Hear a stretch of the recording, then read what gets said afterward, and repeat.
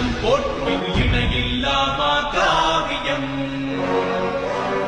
இன்று நாம் தொடங்கப் போகும் முறை சாதாரண அரசியல் விவாதமல்ல. இது உண்மை, அதிகாரம் மற்றும் உலக அரசியலில் மறைக்கப்பட்ட முகங்களை நேரடியாக சவால் செய்யும் முறை.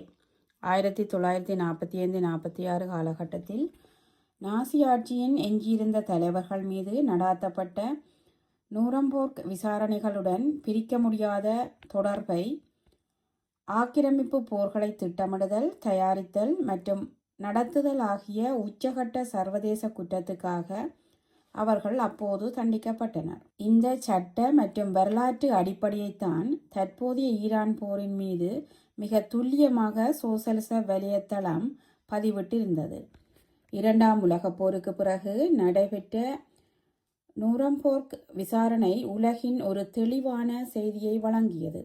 இரண்டாம் உலகப் போரின் அழிவுகளுக்கு பிறகு உலகம் ஒரு கேள்வியை எதிர்கொண்டது: நீதியை எப்படி நிறுவுவது? அதற்கு பதிலை தேடியதே நூரம்போர்க் விசாரணை ஆகும். ஆட்சியாளர்கள் முதன்முறையாக ஆக்கிரமிப்பு போர், போர்க்குற்றங்கள் மற்றும் மனிதாபிமான குற்றங்கள் காரணமாக நீதிக்கு கொண்டு வரப்பட்டனர். இது ஒரு விசாரணை மட்டுமில்லை, இது உலகிற்கு ஒரு புதிய சர்வதேச நீதி தரநிலையின் தொடக்கம். ஆனால் இன்று அந்த தரநிலைகள் இன்னும் உயிருடன் உள்ளனவா? இந்த கீழ் அவர்களின் பகுப்பாய்வு மூலம் நாம் ஆராயப் போகிறோம். இது வரலாறு மட்டுமல்ல, இது இன்றைய உலகின் உண்மையை புரிந்து கொள்ளும் ஒரு பயணம். தற்போதைய உலக அரசியலை எப்படி விமர்சிக்கிறார் என்பதை நாம் ஆராயப் போகிறோம். ஆகவே கவனமாக பாருங்கள், சிந்தியுங்கள், உங்கள் கருத்துக்களை பகிருங்கள் மற்றும் உண்மையை ஆராயும் இந்த பயணத்தில் எங்களுடன் இணைந்திருங்கள். வணக்கம். ஈரானுக்கு எதிரான அமெரிக்க இஸ்ரேலிய போர் மிகவும் தீவிரமடைந்து வருகின்றது. இந்த போர் எந்த விதமான தூண்டுதலும் இன்றி, ஐநா பாதுகாப்பு சபையின் அனுமதியின்றி, அமெரிக்க காங்கிரஸில் போர் அறிவித்தலின்றி மற்றும் எந்த ஒரு நாட்டின் இறையாண்மைக்கு எதிராக இராணுவ பலத்தை பயன்படுத்துவதை தடை செய்யும் ஐநா சாசனத்தை மீறி தொடங்கப்பட்டுள்ளது. ஈரான் அமெரிக்காவை தாக்கவில்லை. அது அமெரிக்காவிற்கு உடனடி அச்சுறுத்தல் எதையும் ஏற்படுத்தவில்லை. சொல்லப்போனால் ஈரான் ஒரு விரிவான அமைதி ஒப்பந்தத்தை எட்டுவதற்கான பேச்சுவார்த்தையில் ஈடுபட்டிருந்தது. ஆதலால் அடிப்படையில் ஈரான் மீதான போர் என்பது அமைதிக்கு எதிரான ஒரு போர்க்குற்றமாகும். 1945-46 ஆண்டுகளில் ஜெர்மனியில் உள்ள நூரம்பெர்க் சர்வதேச இராணுவ நீதிமன்றத்தில் நாசிக்களின் தலைவர்களுக்கு எதிராக கொண்டுவரப்பட்ட குற்றப்பத்திரிகையில் இதுவே முதல் மற்றும் மிக அடிப்படையான குற்றச்சாட்டாக இருந்தது. நூரம்பெர்க்கில் இடம்பெற்ற விசாரணைக்கு உட்படுத்தப்பட்ட 22 நாசிக்களில் 13 பேர் ஆக்கிரமிப்பு போர்களை நடத்தியதற்காக குற்றவாளிகளாக காணப்பட்டு 11 பேர்களுக்கு தூக்கு தண்டனை விதிக்கப்பட்டது. ஹிட்லருக்கு அடுத்த அதிகாரம் கொண்டவராக இருந்த ஹெர்மன் கோரிங் தூக்கிலிடப்படுவதற்கு முன்பு தற்கொலை செய்து கொண்டார். இது வரலாறு. கடந்த புதன்கிழமை இரவு டொனால்ட் ட்ரம்ப் ஆற்றிய உரையில் ஈரானை நாம் தற்காலத்துக்கே கொண்டு செல்லப் போகின்றோம், அதுதான் அவர்களுக்கு சொந்தமான இடம் என்று அறிவித்திருந்தார். அதாவது மிகவும் பழமையான நாகரிகத்தை கொண்டிருக்கின்ற பாரசீகம் என்ற தற்போதைய ஈரானை கற்காலத்துக்கு அனுப்புவேன் என்று கூறுவது காட்டுமிராண்டித்தனத்தின் உச்சம். ஒரு அமெரிக்க ஜனாதிபதியால் இதற்கு முன்பு இத்தகைய உரை நிகழ்த்தப்பட்டதே இல்லை. இதற்கு முந்தைய நிர்வாகங்களால் செய்யப்பட்ட குற்றங்கள் ஏதுவாக இருந்தாலும் அவை ஜனநாயகம், சுயநிர்ணயம் மற்றும் விடுதலை என்ற போர்வையில் சித்தரிக்கப்பட்டன. ஆனால் ட்ரம்பின் இந்த வெறித்தனமான பேச்சு அமெரிக்க ஆளும் வர்க்கத்தின் மீள முடியாத அரசியலையும் அதன் ஆழமான நெருக்கடியையும் அழுகிப்போன ஒழுக்க நெறியையும் அப்பட்டமாக அம்பலப்படுத்துகின்றது. வேறு வார்த்தைகளில் இதனை கூறப்போனால் ஈரான் முற்றிலுமாக சரணடைந்து நடைமுறையில் அமெரிக்காவின் ஒரு காலனித்துவ ஆதிக்கத்தின் கட்டுப்பாட்டில் உள்ள ஒரு நாடாக மாறவில்லை என்றால் 90 மில்லியன் மக்களின் நவீன வாழ்க்கையை தக்க வைக்கும் அனைத்தையும் துடைத்தெறியவும் அவர்களுக்கு பிழைப்பதற்கான ஒரு சிறிய வாய்ப்பு கூட வழங்கப் போவதில்லை என்றும் ட்ரம்ப் இதன் மூலம் அறிவிக்கின்றார். ஒரு குற்றவியல் பாதாள உலகமே இப்போது அதிகாரத்தில் இருக்கிறது. ஈரானுக்கு எதிரான இந்த போர் பல தசாப்தங்களாக தீவிரமடைந்து வரும் வன்முறையின் விளைவாகும். ஏகாதிபத்திய வன்முறையின் விளைவாகும். 1991 ஆண்டு சோவியத் யூனியன் ஸ்டாலினிச ஆட்சியால் கலைக்கப்பட்டதில் இருந்து கடந்த 35 ஆண்டுகளாக அமெரிக்க ஆளும் வர்க்கம் எந்த ஒரு தண்டனையிலும் இருந்து தப்பித்து விடலாம் என்ற உணர்வுடன் தனது ஆக்கிரமிப்பு கொள்கையை நடத்தி வருகின்றது. ஆப்கானிஸ்தான் மற்றும் ஈராக் மீதான படையெடுப்புகள், செர்பியா, லிபியா மற்றும் சிரியாவை குண்டுகள் போட்டு அழித்தது, வெனிசுலாவின் ஜனாதிபதி நிக்கோலா மதுராவை கடத்தியது, கியூபாவின் கழுத்தை நெரிப்பது என ஒவ்வொரு குற்றமும் முந்தையதை விட மிகவும் திமிர்த்தனமாகவும் தண்டனையில் இருந்து தப்பிக்கும் தைரியத்துடனும் செய்யப்படுகின்றது. 2 ஆண்டுகளுக்கு மேலாக அமெரிக்காவின் முழு ஆதரவோடும் அனைத்து ஏகாதிபத்திய சக்திகளின் உடந்தையோடும் இஸ்ரேலிய சியோனிசவாதிகள் அப்பாவி பலஸ்தீனியர்கள் மீதும் லெபனான் மீதும் தாக்குதல்களை நடத்தி வருகின்றனர். காசா ஒரு புதிய விதிமுறையை உருவாக்கியுள்ளது. தற்போதைய காலகட்டத்தின் மிக முக்கியமான அரசியல் உண்மைகளில் இதுவும் ஒன்றாகும். 2 ஆண்டுகளுக்கு மேலாக அமெரிக்காவின் முழு ஆதரவோடும் அனைத்து ஏகாதிபத்திய சக்திகளின் உடந்தையோடும் ஒரு முழுமையான மக்கள் இனம் திட்டமிட்டு அளிக்கப்பட்டு வருவதை உலகம் பார்த்துக் கொண்டிருக்கிறது. பல்லாயிரக்கணக்கானோர் கொல்லப்பட்டுள்ளனர். முழு குடும்பங்களும் துடைத்தெறியப்பட்டுள்ளன.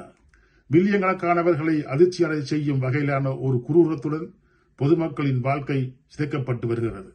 எல்லாவற்றுக்கும் மேலாக காசாவில் மேற்கொள்ளப்பட்டு வரும் இனப்படுகொலையை ஒரு கொள்கையாகவும் மக்களை பட்டுணி போட்டு கொல்வதென்பது ஒரு மூலோபாயமாகவும் மருத்துவமனைகள், கல்வி நிலையங்கள், பல்கலைக்கழகங்கள், கலாச்சார மையங்கள், பொதுமக்களின் குடியிருப்புகளை மற்றும் அகதி முகாம்களை அழிப்பது என்பது போரின் அங்கீகரிக்கப்பட்ட செயல்முறையாகவும் ஆக்கப்பட்டுள்ளது. இத்தகைய சகித்துக் கொள்ள முடியாத கொடூர குற்றங்கள் ஆளும் வர்க்கத்தால் இயல்பாக்கப்பட்டுக் கொண்டிருக்கின்றன. பழைய கட்டுப்பாடுகள், ஒழுக்க நெறிகள் என்பது இனி செயலற்ற ஒன்றாக ஆக்கப்பட்டுள்ளது. எவ்வளவு கொடூரமான பாதக செயலாக இருந்தாலும் அதை இயல்பானதாக மாற்ற முடியும் என்று வாஷிங்டன், லண்டன், பெர்லின் மற்றும் பாரிஸில் உள்ள ஏகாதிபத்திய சக்திகள் கருதுகின்றன. ட்ரம்பின் உரை இந்த புதிய அரசியல் சூழலுக்கு உரியது.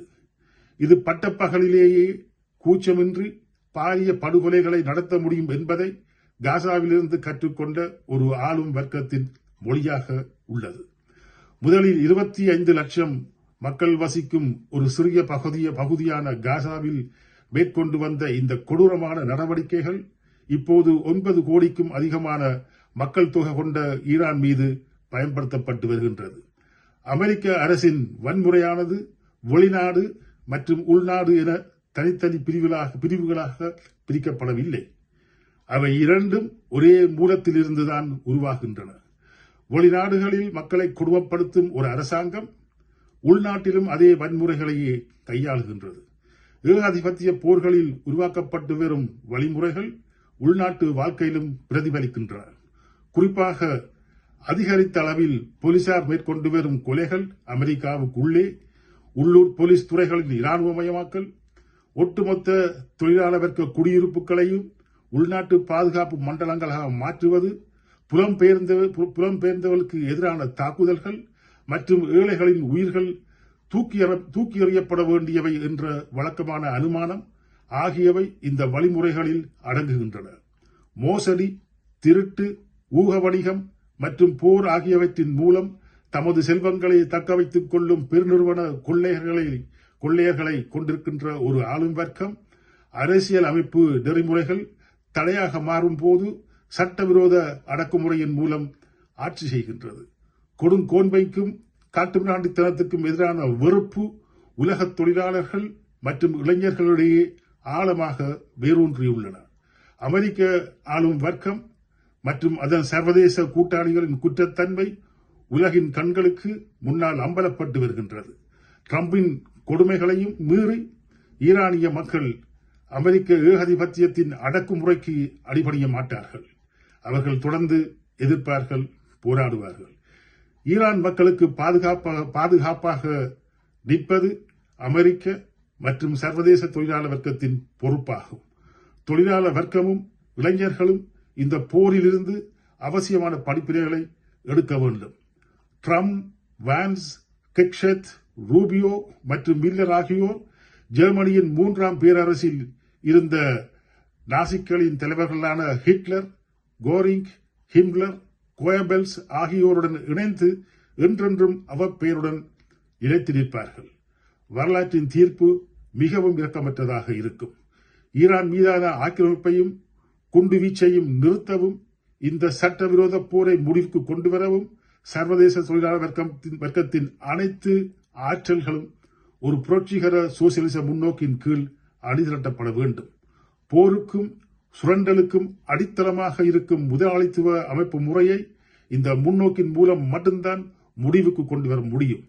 உலக தொழிலாளர் வர்க்கத்தின் கட்சியான 4ஆம் அகிலத்தின் அனைத்து குழுவையும் மற்றும் உலகத்திலுள்ள அதன் பகுதிகளான சோசியலிச சமத்துவ கட்சிகளையும் கட்டியெழுப்புவதே எமது காலத்தின் அவசரமான, முதன்மையான மற்றும் தவிர்க்க முடியாத அரசியல் பணியாகும். உலக சோசியலிச வலைத்தளத்தை தொடர்ச்சியாக நீங்கள் வாசித்து இந்த புரட்சிகரமான முன்னோக்கை முன்னெடுத்து செல்வது அவசியம் என்பதை நீங்கள் புரிந்து கொள்ள வேண்டும். நன்றி. இந்த உரை போர், ஊடகம் மற்றும் அதிகாரம் குறித்து முக்கியமான கேள்விகளை எழுப்புகின்றது. அமெரிக்காவின் ஹிட்லர் போன்ற அதிகார அரசியலும் ஆளும் வர்க்கத்தின் ஒழுக்க நெறியும் உலக நீதியின் தரநிலைகளை சவால் செய்கின்றன. முழுமையாக பாருங்கள், உங்கள் கருத்துக்களை பகிருங்கள் மற்றும் உண்மையை ஆராய எங்களுடன் இணைந்திருங்கள். References: www.ws.org. Join us CP. Read the WSW's website. Questions by Socialism AI.